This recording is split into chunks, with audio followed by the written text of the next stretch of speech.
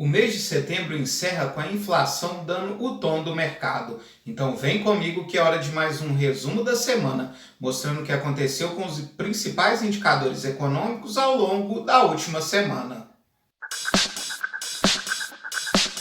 No cenário internacional, continuam as preocupações com a crise da Evergrande, mas ela vendeu uma participação que tinha em um banco para um banco estatal chinês e isso pode trazer um certo alívio para a crise.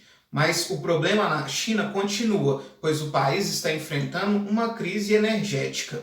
Na Europa, a inflação dos últimos 12 meses atingiu o patamar de 3,7%, o maior valor dos últimos 13 anos. Enquanto isso, nos Estados Unidos, a inflação também já atinge 4,3%, bem acima da meta central de inflação por lá, que é de 2%. Aqui no Brasil, a previsão do Banco Central já atinge o valor de 8,5%, bem acima do centro da meta, que era de 3,75%.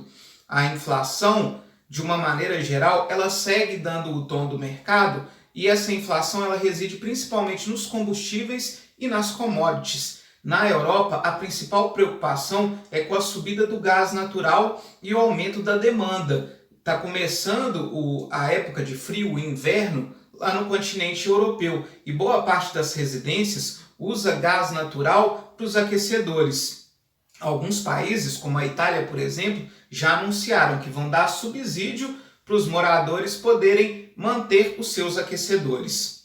Nos Estados Unidos, segue a expectativa do mercado para o tapering, ou seja, a retirada dos estímulos econômicos, aquela compra de 120 milhões de dólares que o Tesouro Americano vem fazendo todos os meses. A previsão que esses títulos comecem, essa redução comece já agora, a partir do mês de novembro, e seja uma redução gradual. Enquanto isso, aqui no Brasil, o tom da ata do Copom ele foi bem duro. Disse que o Copom está preparado para fazer tudo aquilo que for necessário para manter a inflação dentro do centro da meta no horizonte relevante, ou seja, em 2022. Além disso, sinalizou que a alta da taxa Selic vai ser estendida por um período maior, o que pode levar a uma Selic na faixa de 8,25% e 8,5%.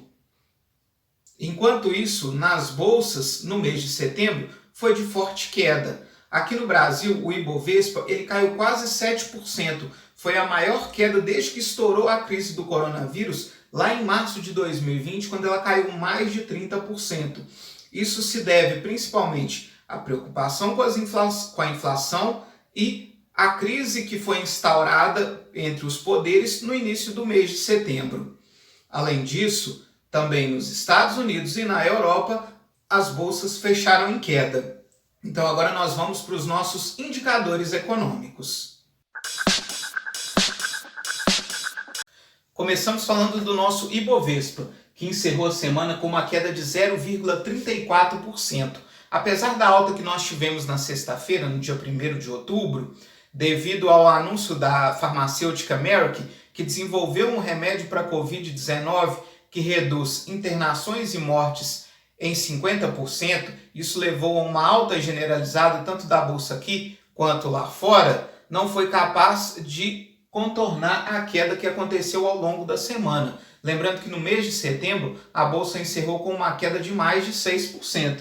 Enquanto isso, o dólar teve uma ligeira alta na semana de 0,46%, cotado a R$ 5,37. O DI para janeiro de 22 teve uma leve alta, subiu 0,07% e segue cotado a 7,19%. Já lá fora, as bolsas todas fecharam em queda. O S&P 500 fechou em uma queda de 1,92%, o Dow Jones fechou em uma queda de 1,19% e a Nasdaq fechou numa queda de 2,27%. A Nasdaq, que é a bolsa da tecnologia, teve uma queda mais acentuada, principalmente devido à elevação dos títulos do Tesouro Americano de 10 anos, que basicamente são os balizadores do mercado. E como a indústria de tecnologia depende muito desses títulos, o aumento destes títulos levou a um medo de contração da indústria de tecnologia. As demais bolsas fecharam em queda, principalmente pelo medo da inflação. O mesmo acontece na Europa. O Stoxx 600 fechou com uma queda de 2,68%, causado principalmente pelo medo no aumento do gás natural. Enquanto isso, na renda fixa teve uma ligeira melhora nessa semana. O IMA geral ele subiu 0,05%, mas mesmo assim no mês de setembro ele ainda fechou basicamente no 0 a 0, com uma queda de 0,01%.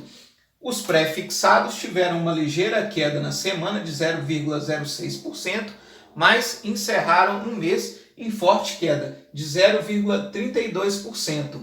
Destaque positivo nos títulos públicos na renda fixa são aqueles atrelados à inflação de curto prazo. O IMAB5 ele fechou com uma alta de cerca de 1% no mês de setembro, coisa que não acontecia há muito tempo. Enquanto isso, nas commodities, o petróleo disparou essa semana, chegou a ser cotado acima de $80 o barril. Depois o preço caiu um pouquinho no final da semana, mas mesmo assim fechou com uma alta de 1,52%, cotado a $79,28. O minério de ferro teve uma ligeira alta na semana de 0,92% e a tonelada está cotada a $110.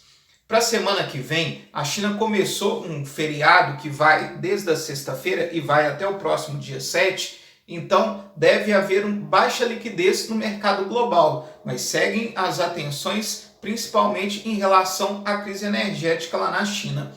Aqui no Brasil, a gente vai ter a divulgação do IPCA lá no dia 8, na sexta-feira, e todas as atenções vão estar voltadas para isso, para ver como que vão ficar os índices de inflação. Além disso, segue a atenção em cima do Congresso Nacional sobre aspectos precatórios. Só para a gente ter uma ideia de como a inflação influenciou o mês de setembro e influenciou essa semana, na Venezuela nós tivemos uma notícia de que lá eles cortaram 6 zeros do Bolívar, ou seja, ele vai ser dividido na casa do milhão. Hoje, para vocês terem uma ideia, $1 vale 4,6 milhões de bolívares. Então a hiperinflação na Venezuela continua. Segue a preocupação também com a inflação da Argentina, que este ano deve ficar na casa dos 50%. Com a retomada gradual da economia, segue esse risco muito presente da inflação. E a tônica para o mês de outubro deve ser um mês de alta volatilidade. Muito obrigado e até a nossa próxima semana. Se você gostou desse vídeo, não deixe de se inscrever no canal e deixar o seu like. Valeu e até a próxima!